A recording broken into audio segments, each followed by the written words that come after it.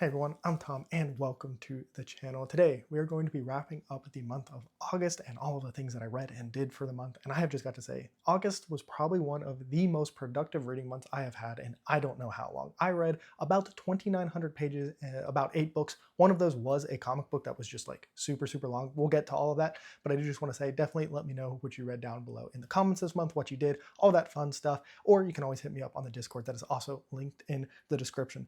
But let's go ahead and start off with the first thing that I finished this month, and this was my return to the Wars of Light and Shadow series by Jenny Wirtz, and that was with a short story called Child of Prophecy. So, like I said, this was I think it was 25 pages, but it had just been a little while since I had read anything in Jenny Wirtz's world of the Wars of Light and Shadow. I had just recently read one of her standalones, but it was time for me to get back to this world. This has been a series that I have been very slowly reading over the past, I don't know, 2 years maybe at this point, and it is one that I enjoy immensely, but it is definitely one that takes a lot of effort for me. Just the way that the story is written, it just does. It just takes more effort for me. It is beautifully written, and I think part of it is so much, or not so much, but every word really kind of matters in it. And so it's not one of those stories that you can, I don't want to say you can't relax while reading it, but it's definitely one that, at least for me personally, I need to be at a little bit of a heightened state of paying attention. And so before I got into the next main book, Grand Conspiracy, I wanted to go ahead. There are a couple of these short stories that I could read. And so I wanted to go ahead and slowly chip away at them. I think I have 2 more left now, but it's definitely something I wanted to do. Child of Prophecy, it's just great to be back in the world. The writing is immense, everything. I gave this one 3 stars. Like I said, 25 pages. Jenny still has the ability to make you care about what's going on, care about characters in such a short amount of time. And honestly, it just starts to flesh out this world that I already care about.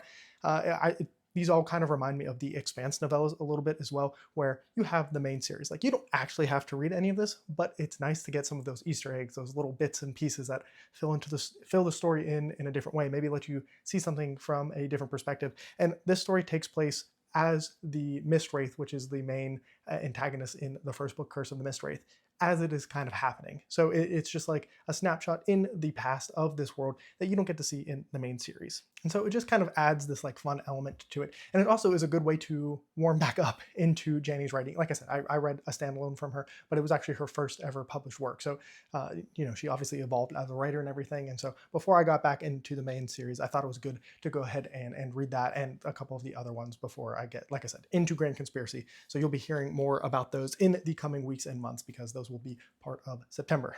And then I followed up Jenny Wirtz with a series that I am now head over heels on. This is my third 5-star book of the year, one of my favorite books I've ever read at this point. And it is a series that I put off for so long, not because I didn't think I would like it, but because I thought this was going to be the reaction that I was going to get from it.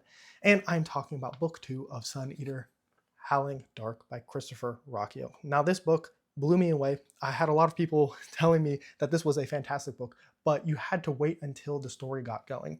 And for me, that was not my experience. This was a book from pretty much as soon as the story started, I was ready to go. I felt the same way about Empire of Silence, where maybe it wasn't my favorite book I ever read, but I was in from like the beginning. I think I had heard from some people that, Empire of Silence is good, but it really takes some time to get into it, and the series really takes off as you continue more and more into it.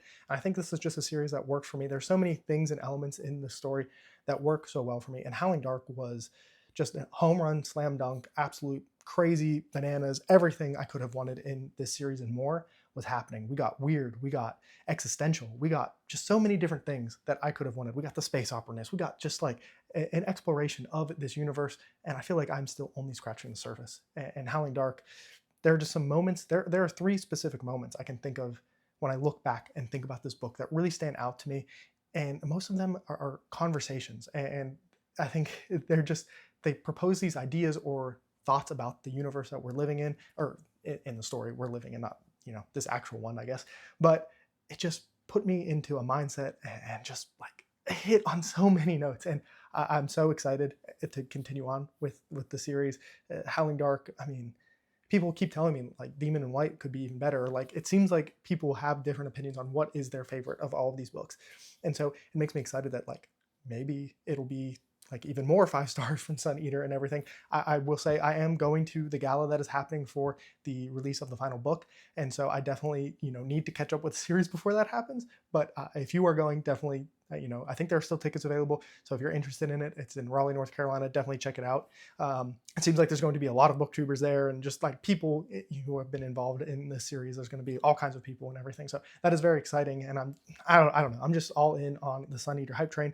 My third 5-star book of the year. I'll be honest, I didn't think it was going to come. Normally, when it comes for me to finding 5-star books in series, it's normally later on. It's normally towards the end of the series. For example, Wheel of Time, my favorite fantasy series of all time, only one book got a 5-star rating for me, and it's like book 11 or 12. Is Gathering Storm 12?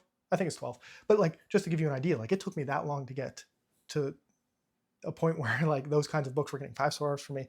And yeah, there's just some stuff in Sun Eater, especially obviously in Howling Dark, that just, man, all things were clicking, and I'm in love, I guess, with the series, which is an awesome feeling to have, because there are series I love, like Jenny Wirtz. I love that series too, but I guess there's just a little bit of a different feeling with Sun Eater, and maybe once I get back into the main books from Jenny Wirtz, some of that feeling will be rekindled to the same level. But Sun Eater for me, it's just something that's hitting on so many levels, and it's just so special to me. So that's the big one for me this month is Howling Dark, and I'm just, man, just blown away. And I wish, a part of me is glad I'm starting now, because I'll be able to binge the series and get to the last book just as it comes out. And then part of me wishes that I had read this book when I first learned about the series. I think I first heard about the series I think it was when Demon in White came out, or I think that's when I first heard about the series, Demon in White. That sounds right. So that's book 3. And I just think about, like, I could have been on the forefront. I could have been like leading the charge of talking about how good the series is, instead of listening to everybody else talk about it and now catching up to it. Not that there's anything wrong with that, but obviously that was my 5-star book of this month, and it's my book of the month. Spoiler for my own rankings there for this month. Not that there's not some good stuff still to come, but like, man, Howling Dark definitely set the bar extremely high for the rest of this month. And I will say, after I read Howling Dark, I was like, okay, I need something to just kind of clear the palate. Like, I don't want to be comparing my next big read or something that I'm more inclined to spend a little bit more time on. So I picked up a short story, and that is After the Animal Flesh Begins. And this is actually, not only is it a short story, this is a short story collection of short stories.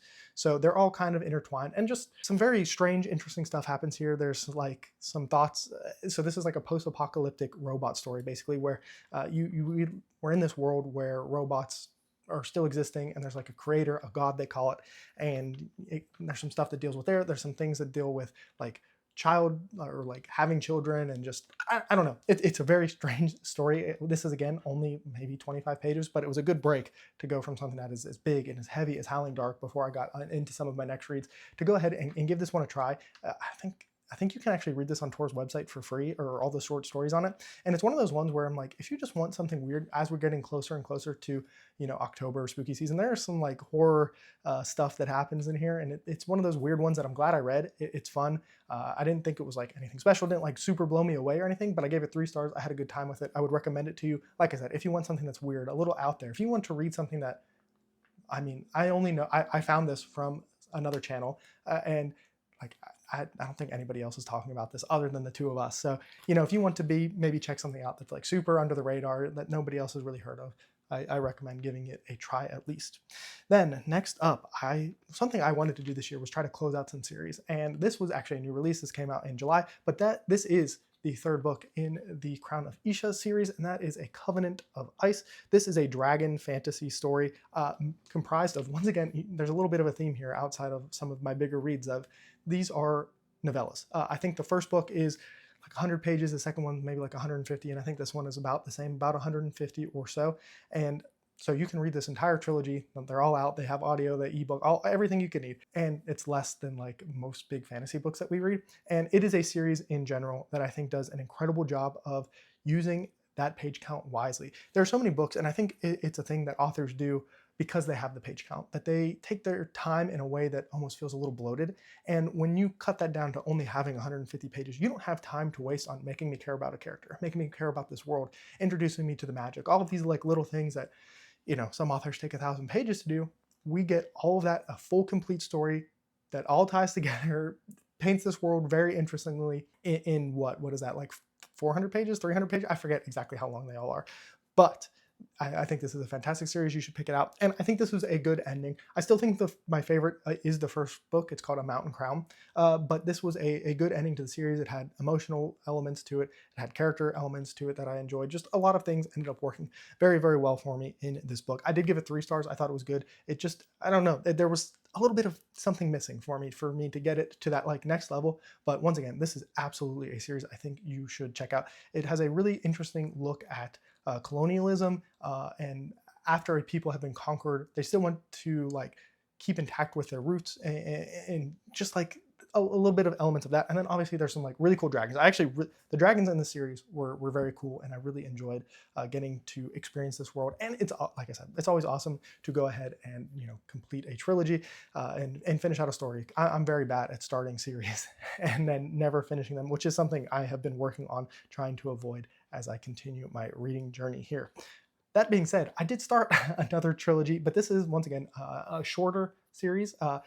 Not that it is as short as that series, but that would be Darien. This is book 1 of the Empire of Salt trilogy. I think this is about 300 pages. So once again, for a fantasy book, it is short. And I think each book in the series is about that long. So like for 1,000 pages, you can get 3 books, or you can read one mammoth book. And so it's been fun to experience some of these shorter stories. And I had a really good time with this one. I gave this one a 4-star rating. This book, once again, has some of those elements of the novellas that I was talking about where we don't have time to waste. Like, let's get this story going. We're going places, we're doing things, we're making things happen quickly. And it almost was a little jarring at some points where this plot thread would be set up, and I'd be like, okay, so this is what we're going to spend the next 2.5, 3 books going on. No, all of the plot threads are tied up in this book. You could almost treat this book as a standalone, and I think that's very interesting. I definitely am continuing on with the next one. If you checked out my TBR, you'll know that the next book is on there. But this is a book that has good characters and stakes. This is a book that I was blown away with. I thought this was going to maybe be a little bit more of a cookie cutter fantasy. It's a little fun, quippy. We'll see what happens, but like characters die. Meaningful characters die in the series. And I was not expecting that when I first started this book. This is a series that is super, super underrated. Ben from Books with Angus Kong recommended this to me, and he was absolutely right. This is such a good series to probably pick up and to help spread out some of your like big, hefty reads. Like, this is going to be super fun. You're going to learn about cool magic, cool characters. It's fun. And like I said, there's emotional impact and emotional stakes and weights and things that happen in here that are all paid off in 300 pages instead of 1,000. So once again, another highly recommended book from me. Hopefully, it sounds like the next book will be just as good, if not better, but we will see as I get to that one. And then next up, wow, it is still unbelievable to me that I finished as much as I did in the month of August. But I returned to Sun Eater with Queen Amid Ashes. And this, I asked when I first started my Sun Eater journey, did people think it was necessary to read some of these short stories, or I guess these are technically novellas, and there's a short story collection too somewhere that maybe I will get to hopefully at some point. But from what I heard, I maybe could have skipped the first one, but I did have people saying I should definitely read this one.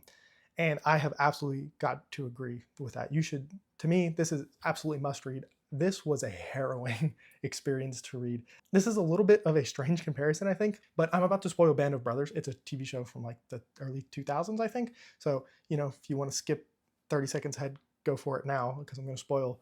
I mean, it's World War II history, so it's not really a spoiler, but in Band of Brothers, there is a moment where they discover something. I'll be as vague as possible to also not spoil this, but the soldiers discover something that's happening in World War II.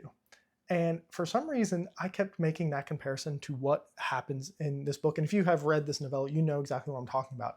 But man, that was absolutely harrowing. And I think this really does a good job of painting and adding into the picture of a Sun Eater, because there is this alien race that we're dealing with in Sun Eater, and they're mysterious, especially through the first 2 books. And after reading this one, it just paints them in a whole new light. Not even one that probably you couldn't have figured out from the second book. You're supposed to read this. This is book 2.5, if you want to count it as that. So you're 2 books in, and you have been hearing about these creatures or dealing with these creatures. And this book really does a good job of like showing you what they're like in a way that you have yet to experience as you get to this point in the story. And I was blown away by it. I think I'm definitely drinking the juice when it comes to Sun Eater, so maybe that's why I enjoyed this one so much. I think I said I gave it 4 stars. So, but yeah, it was just man, it was harrowing. Some crazy stuff happens in here. You see some just like horrific things, and I really appreciated that going into the next book. Not that I'm very far into Demon in White, but I just think this was an important read. And if you are like me, trying to catch up for the end of the series, I definitely highly recommend that you do read Queen Amid Ashes as part of your reading, because it really just does seem like it's adding a lot to the story, at least for me. I don't know, maybe you can tell me differently in the comments below if this one didn't hit you as hard as it hit me. But man, the stuff that happens in that one just really nailed it for me. So that definitely very, very dark in that book. And then that brings us to the next thing that I finished, and that is The Pilot by Will White. This, everyone knows Will White, or most people will know Will White from his Cradle series. This is a different series he's writing. It's called the Last Horizon series. And this is book, I think, 4 in that series. And it has been a series that I have had a fun time with, but I think some of the issues of the series have become more and more prevalent to me, especially in this book. There is just like some elements in the series that I don't think work for me as well as I was hoping they would. And because it's kind of the same thing over and over and over again, the 4th time around it is even less. And I will say the character that this one really focused on, I didn't care about. And so I think that maybe hurt my overall enjoyment for it. I still had a good time with this book. I gave it 3 stars. It was good. I'll continue reading the Last Horizon series. Like I said, it's fun. It's witty. It has some like good humor, and like some fun stuff happens. It's not to be taken too seriously. You're following a wizard who is also like in a sci-fi world. And so like there's some fun stuff that happens and everything. But there was just some elements in this book where it felt like we had already been there, done that. We were kind of doing the same thing again. And then following the character I didn't really care about that much. It was, just kind of like whatever. And then, of course, at the very end of the book, I think the way this book ends was awesome. And it makes me very excited for the next installment in it. But unfortunately, the pilot itself was maybe a little bit of a letdown, especially after book 3, which was The Night, which is probably my favorite in the series, if I had to guess. Like, just off the top of my head without looking at where I had stuff ranked in my spreadsheet, I think the pilot is, probably my least favorite now. And so, like, to follow it up like that, it's a little unfortunate. But it is what it is. This is still a series that if you like Cradle, I would say you should probably give it a try, because I'm curious if it has some similar elements to it. It feels almost a little bit like lit RPG-ish without like having full-on level ups. In this series, everybody is already starting out as like the strongest they could possibly be, basically. And I don't know. Maybe some of that lends it to it being the same kind of thing over and over again to a certain extent. So once again, 3 stars. Thought it was good. Curious to see where the series goes, and like I said, the ending definitely did make me excited for the next one, just because some like really cool stuff happens at the end. But we'll see what happens. And Will White seems to be a pretty prolific author, and so I would expect to get a book next year, maybe. I think he originally was trying to do 2 of these a year, and it looks like maybe he's slowed down to 1. So we will go ahead and see what happens there with the pilot. Like I said, maybe not the bang to the end of my reading this month that I would have liked, at least on the novel front. But that's okay. Like I said, check it out if you're interested. You'll know probably after the first book gives you a decent idea of what is going on. I will say these are also on the shorter side. So, maybe that makes it a little bit more intriguing for you as well. And then the last thing that I completed in the month of August was Invincible, which is, I got it from the library and I forgot to make a cover, so that's just the name of it right there. But this is the first compendium of the Invincible comic. It's a pretty popular TV show right now on, it's on Amazon Prime. And what I think I've said this in my weekly updates when I was talking about this, but it's interesting because the TV show and the comic are different, but very, like, they're similar, but there's differences, right? And so it's been really fun to experience the TV show, which I'm caught up on, which I think is on season 3. So I'm caught up to the end of the season 3, and the first compendium basically gets you to about season 3. There's a little bit more that happens at the end of the 3rd season that doesn't happen at the end of the first compendium. It happens at the beginning of the 2nd one. But I have just got to say, the comic is incredible. I don't know if I like it or what the TV show has done better. There's elements from both that I like more, which is really awesome. And it's like one of those things that, like, I go back and forth where I'm like, oh, I think the TV show did this better, but I think the comic did this better. And it's just been really, really fun to do and experience and everything. If you have never read a comic, I think this is actually a pretty decent one for you to start with. It takes, some traditional tropes from superheroes that you'll know, but this is like, its own separate universe. It's not a Marvel or DC comic or anything. It follows, its own characters and everything, though heavily inspired from like the Justice League and that kind of thing. The Avengers, that's what you would expect, right?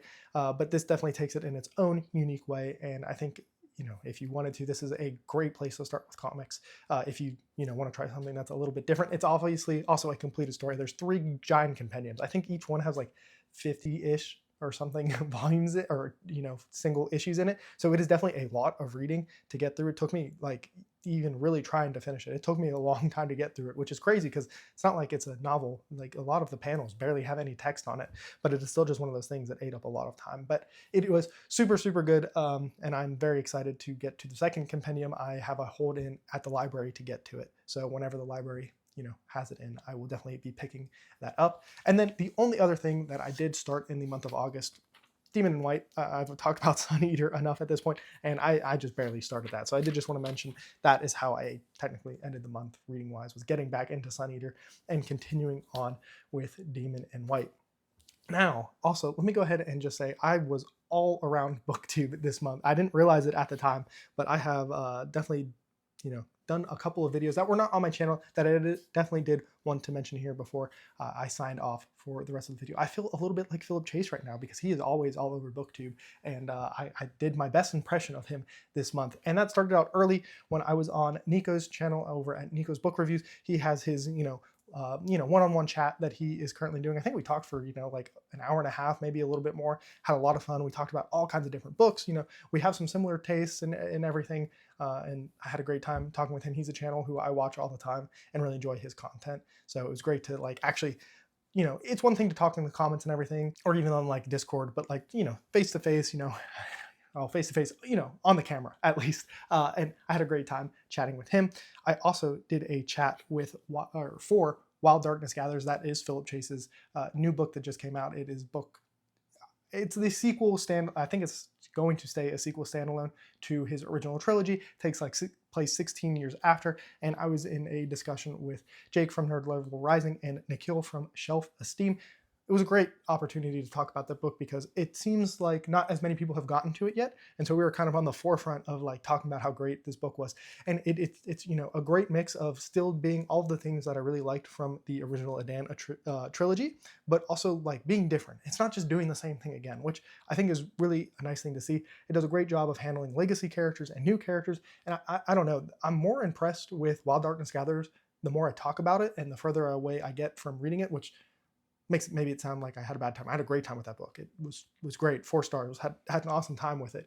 And so getting to talk to Nikhil and Jake, it was awesome. And we talked all about all kinds of different things. They noticed some things that I didn't, and it just always adds on to the appreciation I have for a book when I get to talk about it. And that is extremely true for the next chat I was in. So I had a discussion with Jake again from Nerd Level Rising, Noelle D. Her channel is Noelle D. Chance from Chance Dillon, and then also the author themselves, J.L. Odom, and that was for By Blood, by Salt. I liked By Blood, by Salt. I thought it was a very interesting fantasy book. It was actually, I'll say what J.L. Odom said in the chat, that it is I think she referred to it as a softer book or a quieter book. And I think that was a really good way to put it because it just fits the story, which makes sense. She's the author. She would be able to say better than anybody else. But like I said, I really liked the book. I gave it 4 stars. It won the SPFBO-X for the 10th iteration of that competition that Mark Lawrence runs.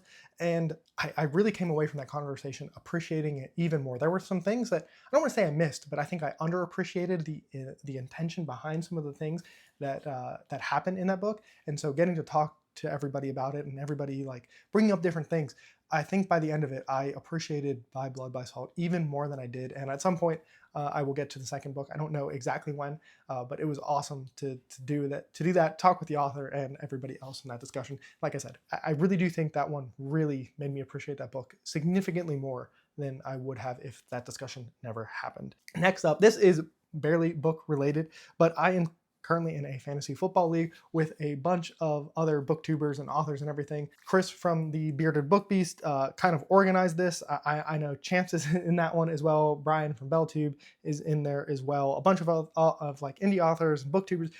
I don't think I've met everybody yet. But it's fantasy football. We did a live draft. It was a lot of fun, and my plan is to win. That we have some maybe fun punishments that we have thrown out that maybe will have to happen. It might involve 50 Shades of Grey or something like that. I don't know if we have 100% decided yet, but that one, it was a lot of fun. I love football. Like, the NFL is one of my favorite things ever. I waste every Sunday watching so much football. So it was really fun to do that. And then lastly, the last chat I was in was for the discussion that John from Talking Story and I think Brian from BellTube have really been like spearheading and leading a lot of that, but that was for Fugitive Prince, which had Jake from Nerd Level Rising again. We hung out a lot this month. John from Talking Story, Brian from BellTube, Abel Montero, Shay from Zachary Shay, and Sylvia. Sylvia, I forget your name. Library Unbounded? It'll all be in the description, so it won't matter. But then we were also joined by Janie Wirtz herself, and Fugitive Prince is my favorite book that I've read in the Wars of Light and Shadow so far, so it was really awesome to get to talk about that. Some crazy stuff happens in that book.